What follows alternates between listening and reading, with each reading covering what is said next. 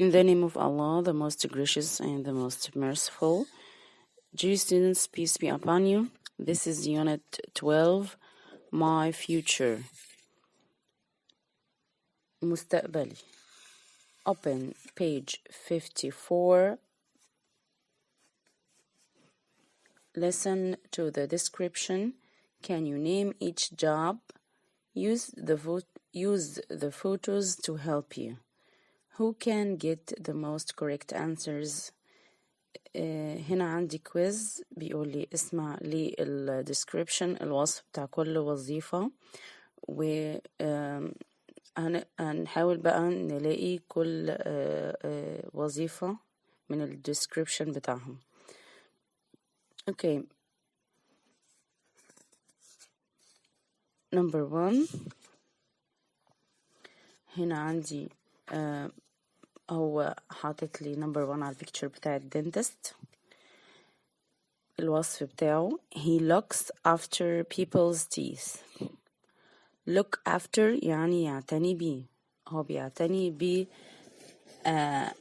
الأسنان بتاعتنا. Okay. Number 2 she studies science. She's a scientist. يبقى عندي number 2 اللي هي scientist بتدرس العلوم. Number 3 he's a person who designs machines. Designs means يصمم make a design يعمل تصميم. Machines اللي هي الآلات. طيب a person who يعني الشخص الذي. He is a person who هو الشخص الذي يصمم الآلات. Yes, of course he is an engineer. مهندس. Number 4 she works with numbers. She finds out how much money a business gets. بتعمل مع الأرقام وبتكتشف أو بتعرف كام الفلوس اللي ممكن تحصل عليها من الشغل بتاعك دوت. فدي طبعا هتبقى an accountant.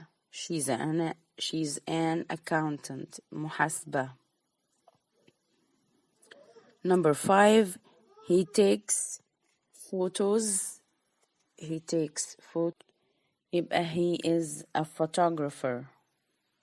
مصور فوتوغرافي. She works in an office and goes to meetings.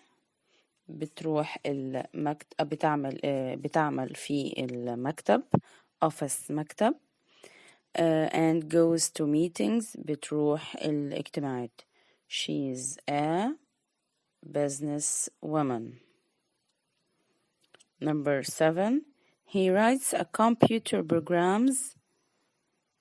يبقى على طول he is a computer programmer. مبرمج الكمبيوتر اللي بيكتب البرامج بتاعة الكمبيوتر. She writes books or articles. Yes, she's a writer.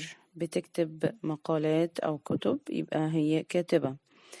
She designs buildings.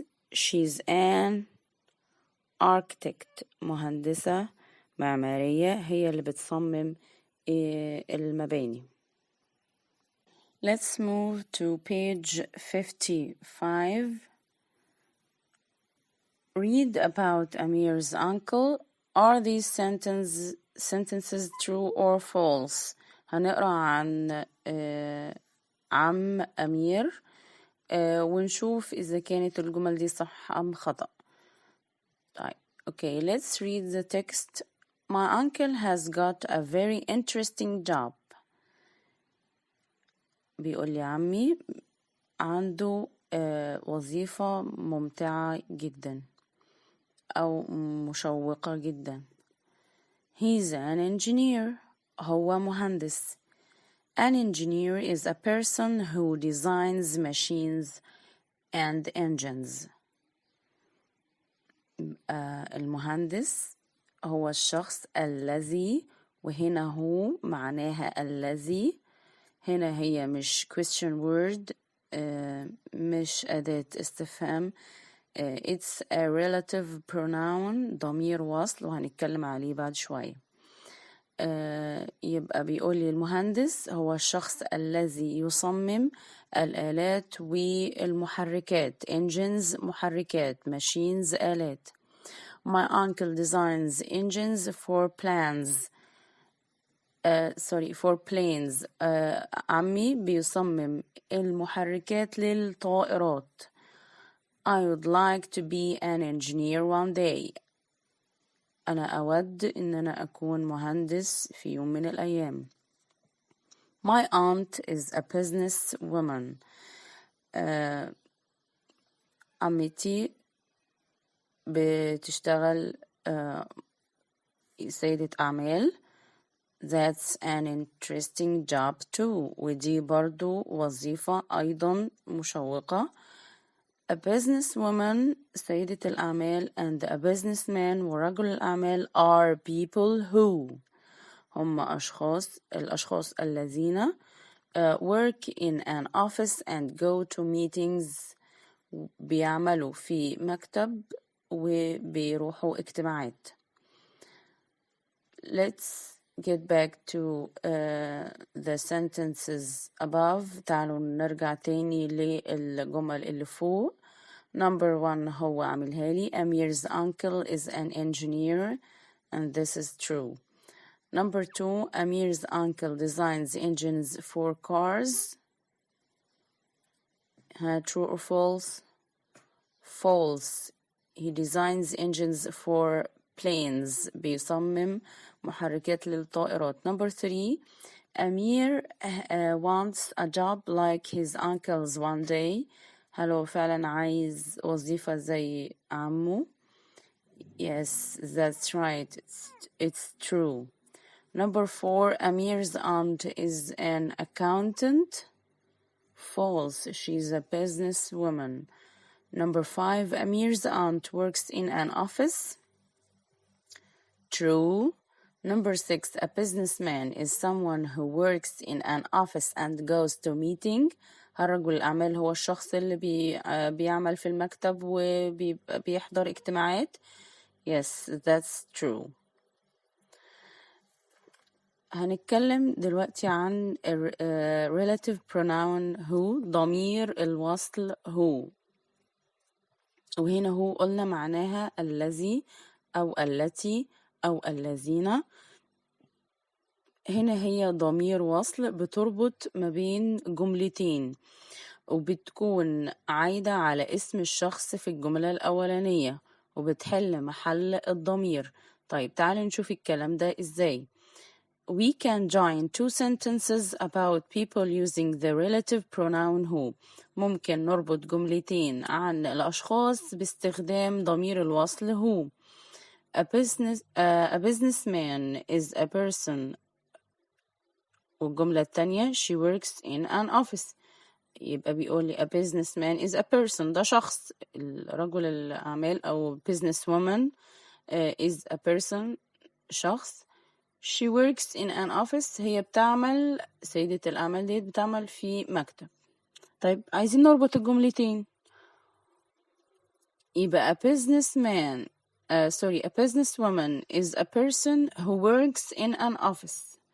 A businesswoman is a person who works in an office. يبقى أنا شلت she حطيت مكانها who، وهو هنا عايدة على مين؟ على ال businesswoman، عايدة على سيدة الأعمال. طيب تعالوا let's apply this on the sentences below. تعالوا نطبق الكلام دوت على الجمل اللي هو جايبها لي تحت. reorder the words to make sentences with a relative pronoun. هنعمل reordering للsentences، هنرتب الجمل. A teacher who students. A is person teaches. A teacher is a person who teaches students. ودي أول واحدة أعملها لي. يبقى هنا هو عايد على مين؟ That's correct، على a teacher. Number 2, scientist is a who science a studies person. يبقى a scientist is a person who studies science.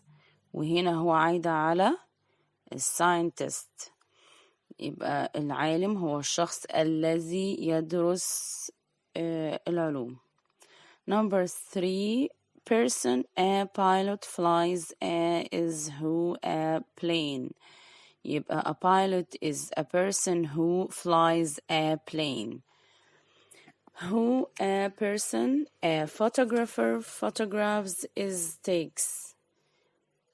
يبقى هبدأ ب a photographer is a person who takes photographs.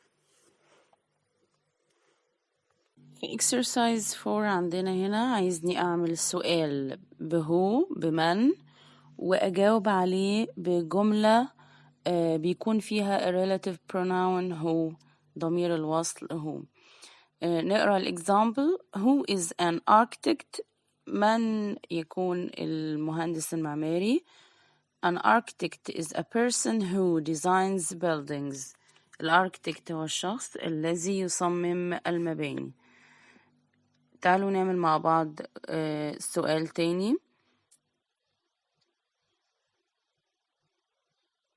writer مثلا، يبقى who is a writer؟ مين هو الكاتب؟ الإجابة هتكون a writer is a person who writes books or articles. a writer هو الشخص الذي يكتب المقالات أو